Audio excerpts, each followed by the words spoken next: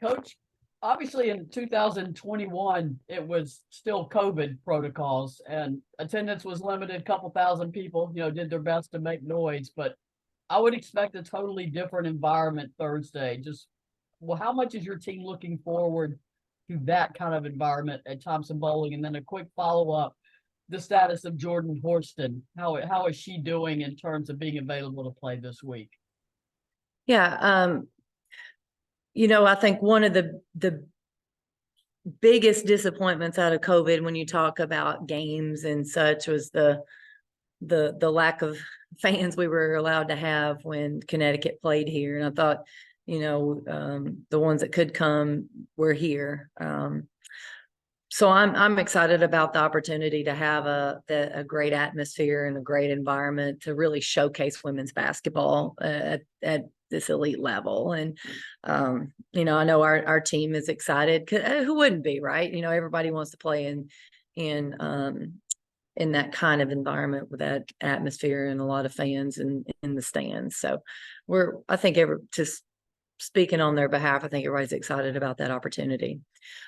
We have actually not been out to practice yet. So I will know a little bit more when we get to practice today about Jordan and what she's able to do. Go next to Teresa. Kellie, with some of the early losses, the winning streak you all have been able to put together, how much has it maybe righted the ship, so to speak, and with so many new faces that you added to the roster this year, and how much is this stage Thursday night maybe give a chance to erase maybe some of the memories that people might have of that start and where this team is now? Yeah, I think we're a much improved team. I think we playing better together on both ends of the court. I'm not going to say we've arrived and we're as good as we can possibly be. We want to keep working every day to get better. I think the early games really challenged us and gave the adversity. It was obviously a very clear picture of where we were as a basketball team, where we needed to go. And, the thing that we were competitive in most of those games. I felt like there was one that we just weren't, and every game we were competitive, and we came back out every night, every day to practice and get better. And I think that speaks really highly of a team going through a lot of adversity early on, and they believe that we could still be a good basketball team. Cora. Kellie, I know the first time this rivalry was renewed under you, it wasn't necessarily set in stone that it was going to keep going and how long it would go for, but I know this is the second home and home of the last renewal. What have you enjoyed about having this rivalry back, and is it your intention to keep it going for as long as you're here?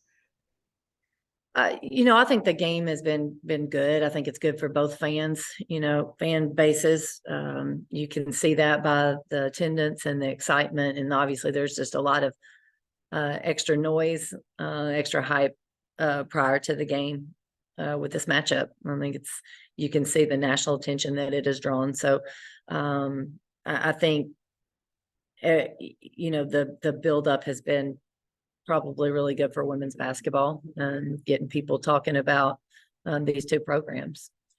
So I think it's been a positive. So I think it would be good to continue it. Maggie. What has impressed you the most just looking at UConn's front court, especially Aaliyah Edwards and Dorka Juhas and how they're playing right now? Well, UConn's really talented. I mean, they're very talented, and what they don't have in depth, they have in the players that are on the court, and they're very precise. They understand their roles. They are aggressive. A lot of people can produce, and they play with great pace. They're very physical. And then, you talk so much about their offense typically, right? Because Connecticut is known for having an unbelievably efficient offense, and that is 100% the case, but they're also physical on the boards, and they also do a really good job defensively being aggressive and guarding. So they're they're really good. And, there's no doubt that the players that they have on the court are talented. Carthy.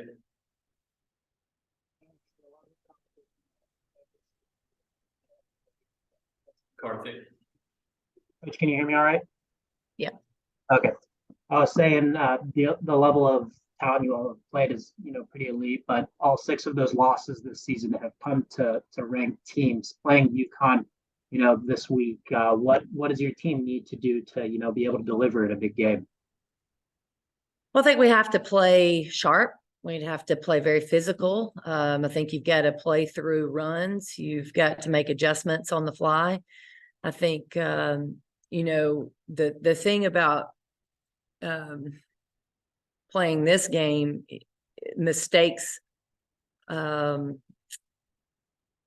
into points or, either on either end of the court. I think you've got to be really efficient and effective with what you're doing offensively and defensively, because they just capitalize on your mistakes. So if it's a breakdown in your defense, they're going to capitalize on that.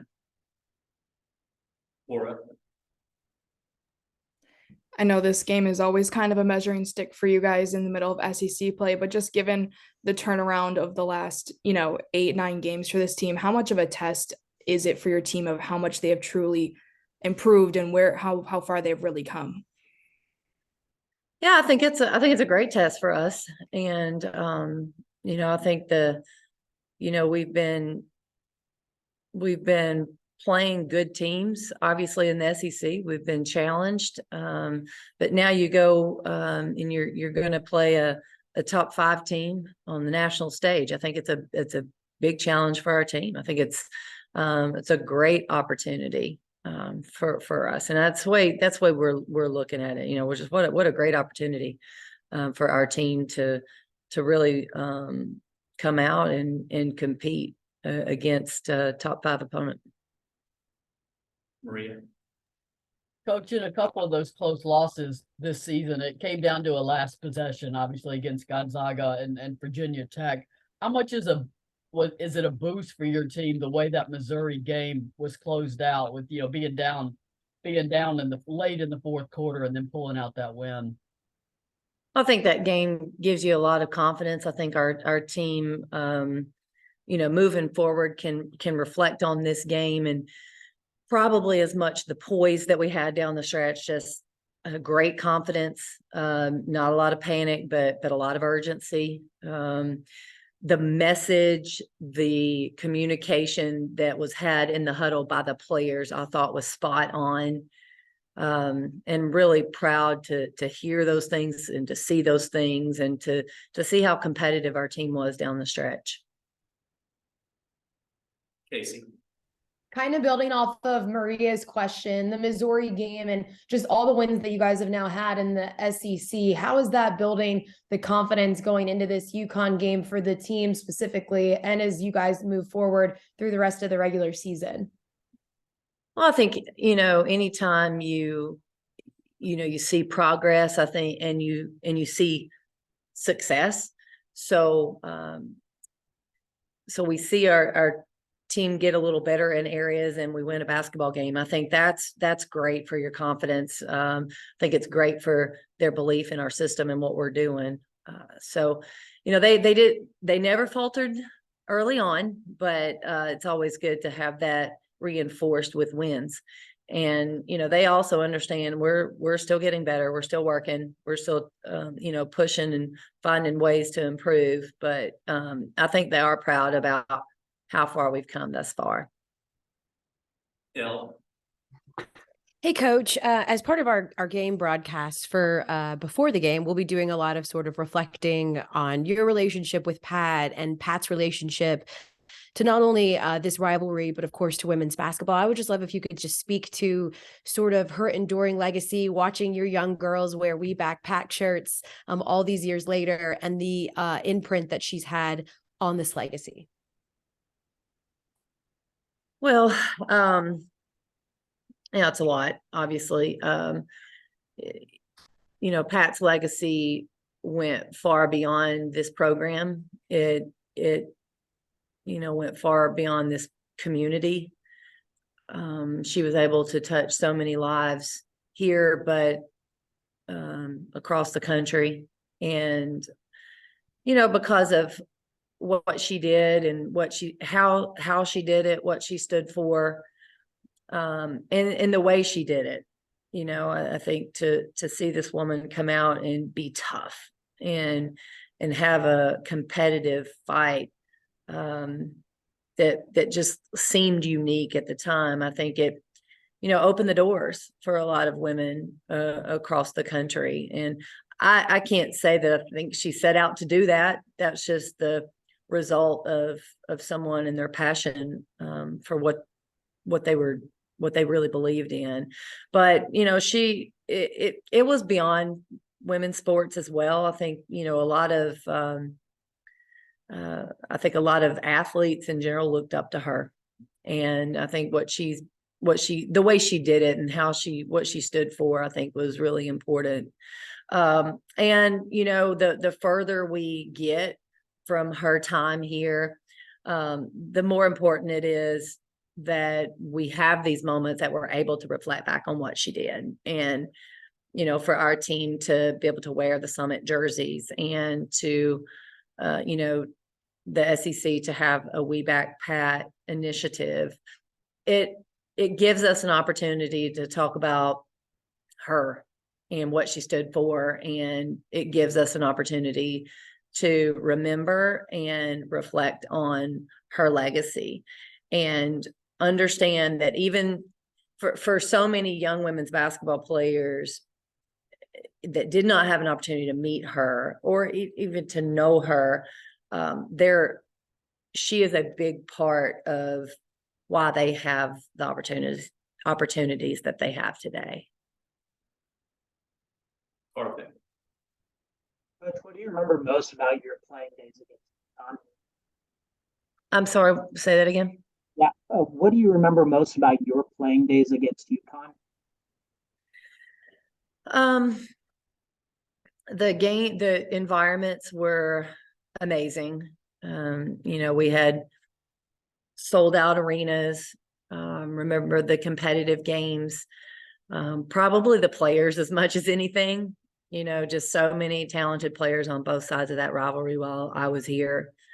I don't know that one specific game stands out as I look back and think back on my time playing in this rivalry, but just the feel, the buzz, it was so alive.